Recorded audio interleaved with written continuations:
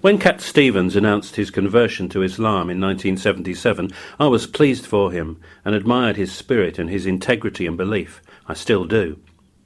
When in 1979 he announced that he was selling off all his guitars for charity and giving up music, my reaction, selfishly, was abject dismay.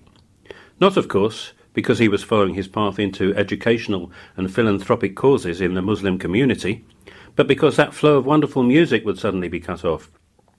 Here was the performer whose 1972 album Catch Bullet 4 sold 500,000 copies in the first 2 weeks of release alone, and whose single, The First Cut Is the Deepest, has been a hit for 4 different artists. Here was the guy who could make up hit songs humming while he washed the dishes. He stated that he had all the music he needed in the Quran, and I bit the bullet that I would never hear a new song from him again. But really, I just wanted to hear more songs, like the ones I love so much, like Into White and Sad Lisa. As a convert, he had to decide to sing or not to sing. The Imam in the mosque in London said there was no problem, but other brothers told him there was a consensus that music was haram, forbidden. He decided to tread carefully and gave it up. It was 9/11 that stirred him to begin to change his mind. He saw that the extremes had been exposed, and he believed it was important for the Muslim community to build bridges back to the middle ground. He began to sing Peace Train again, just a cappella, but it was a start. Then enter his son. He didn't say anything to his father, just brought a guitar into the house and left it lying around. Father and son. It's a touching story.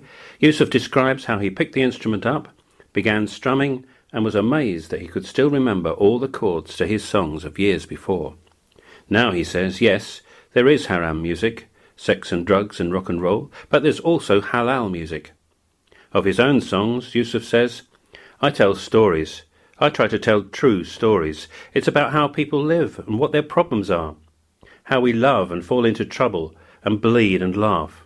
There are only 2 types of stories, those about leaving home and those about coming back. In 2006, he came back to pop music with his first album of new pop songs in 28 years, entitled An Other Cup. He's continued to record, even writing a musical, Moonshadow. I'm glad he has a guitar in his hands again, and I'm glad that he's still following his spiritual path, still providing us with a shining example of how to live and relate to each other, so pleased that his work for peace has been recognized around the world. So happy that he's showing us the real nature of Islam, still inviting us all to ride on the peace train.